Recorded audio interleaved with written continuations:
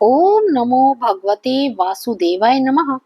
प्रभु वंदना में आप सभी का हार्दिक स्वागत है। आज मैं आपके लिए लेकर आई हूँ अधिक मास या पुरुषोत्तम मास की पावन कथा। भक्तों, वर्षों में एक बार आने वाला यह पावन पुरुषोत्तम मास अपने साथ लेकर आता है पुण्य, भक्ति और भगवान विष्णु की कृपा। कहते हैं जो व्यक्ति अधिक मास में श्रद्धा से कथा सुनता है, उसके जीवन से दुख धीरे धीरे दूर होने लगते हैं।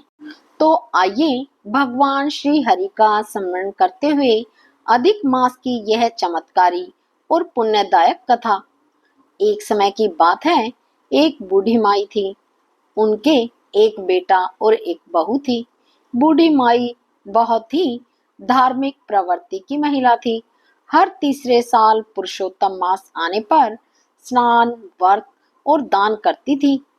एक बार पुरुषोत्तम मास में उनके बेटे बहू ने उनसे कहा, माँ तुम हर बार पुरुषोत्तम मास में स्नान दान आदि करती हो, इसका कोई पुण्य भी मिलता है? मेरी शादी को 5 वर्ष हो गए, आज तक ना तुम्हारे पोता पोती हुआ और ना ही मेरी कोई अच्छी नौकरी लगी। बूढ़ी अम्मा बोली, अब तो मैं पुरुषोत्तम भगवान से मिलकर पूछूंगी मेरे स्नान दान का पुण्य कब मिलेगा, और अब मैं घर तभी वापस लौट कर आऊंगी। वह बूढ़ी अम्मा जय हो पुरुषोत्तम भगवान की, जय हो पुरुषोत्तम भगवान की करती हुई अपने घर से चल दी। चलते चलते रास्ते में उन्हें एक कोढ़ी मिला। उसने बूढ़ी अम्मा से पूछा, माई तुम कहाँ जा रही हो?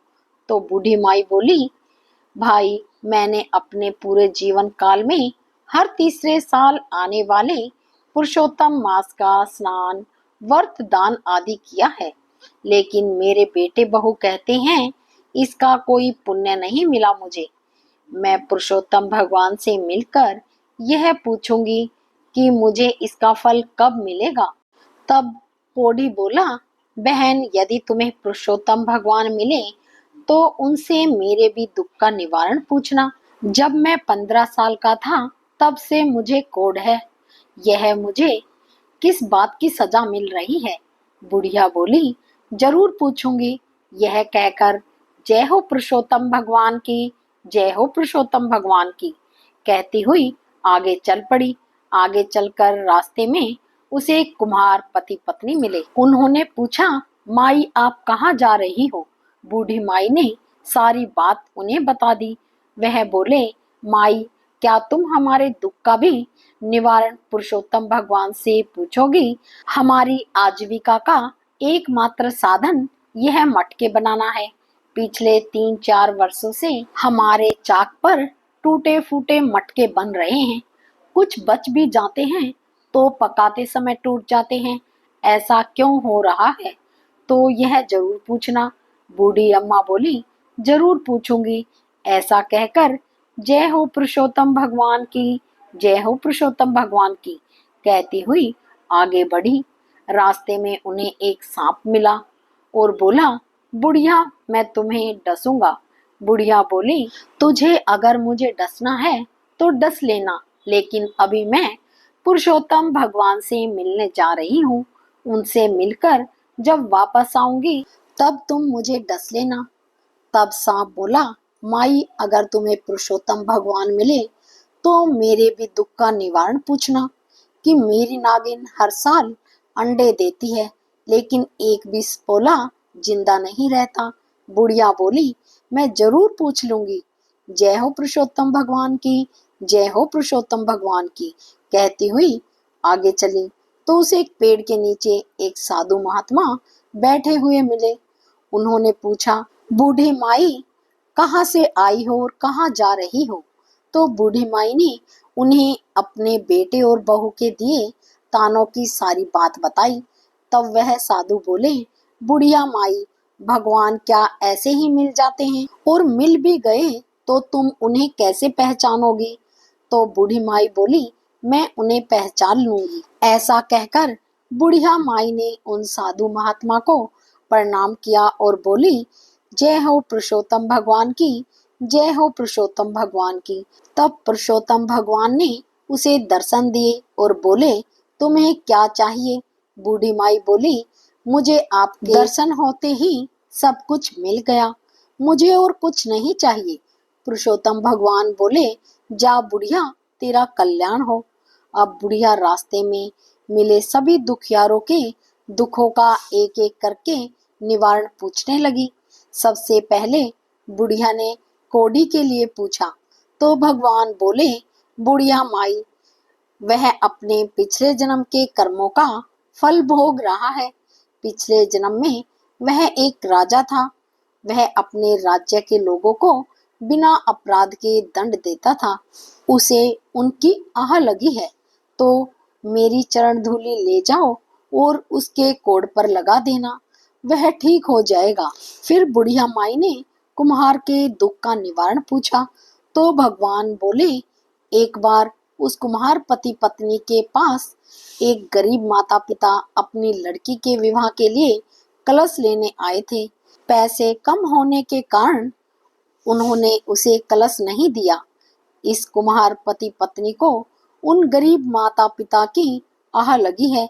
अगर कुम्हार अपने 100 मटके किसी प्याऊ पे दान दे दे तो उसके दुख का निवारण हो जाएगा।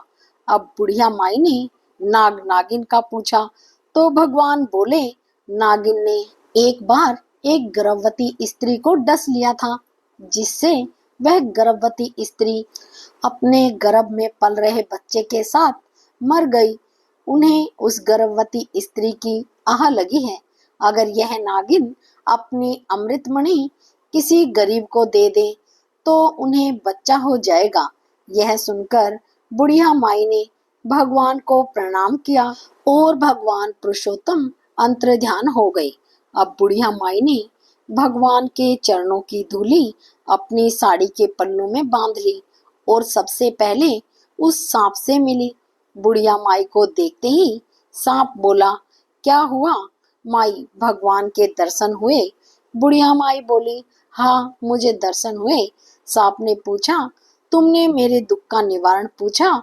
तो बुढ़िया माई ने सारी बात सांप को बता दी। तो वह बोला, माई, मैं कोई गरीब व्यक्ति कहाँ से लाऊंगा, मेरे पास तो कोई डर के मारे आता भी नहीं, तुम ही ले जाओ ये अमृतमणि। सांप ने वह अमृतमणि बुढ़िया को दे दी। बुढ़िया अमृतमणि लेकर अपने घर की ओर चली। आगे चली तो उसे कुम्हार पति पत्नी मिले। उन्होंने भी पूछा, क्या तुम्हें भगवान के दर्शन हुए और हमारे दुख का निवारण पूछा? तो बुढ़िया माई ने कहा कि मुझे भगवान के दर्शन हुए और मैंने तुम्हारे दुख का निवारण भी पूछ लिया। और उन्होंने सारी बात उन दोनों को बता दी। वह बोले, हम आज ही 100 मटके एक प्याऊ में दान कर देंगे। अब वह आगे चली तो उन्हें वह कोढ़ी मिला। कोढ़ी बूढ़ी माई से पूछने लगा, क्या हुआ बहन, भगवान मिले? तो बूढ़ी अम्मा बोली, हाँ मुझे भगवान के दर्शन हुए और मैंने तुम्हारे दुख का निवारण भी पूछ लिया। तो बुढ़िया माई ने कोढ़ी को सारी बात बता दी और कहा कि यह तुम्हारे पूर्व जन्म के कर्मों का फल है जो तुम भोग रहे हो। बुढ़िया माई ने भगवान के चरणों की धूली कोढ़ी के शरीर पे लगा दी तो कोढ़ी ठीक हो गया। कोढ़ी ने बूढ़ी माई को खूब धन दौलत दी। अब बूढ़ी माई खूब सारी धन दौलत और अमृतमणि लेकर अपने घर पहुंची तो उसने देखा कि उसका सुंदर घर महल में बदल गया है। घर में अन्न के भंडार भर गए हैं और बेटा बहू माँ को देखकर बहुत खुश हुए। बेटे ने माँ से कहा, मुझे बहुत अच्छी नौकरी मिल गई है माँ, और तुम्हारी बहू भी पुरुषोत्तम भगवान की कृपा से गर्भवती है।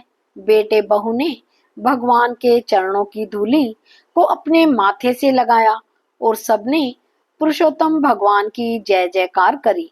अगर आपको यह कथा अच्छी लगी तो हमारे चैनल को सब्सक्राइब अवश्य करना, ताकि ऐसी ही धार्मिक कथाएं और व्रत महिमा आप सभी तक प्रतिदिन पहुंचती रहे।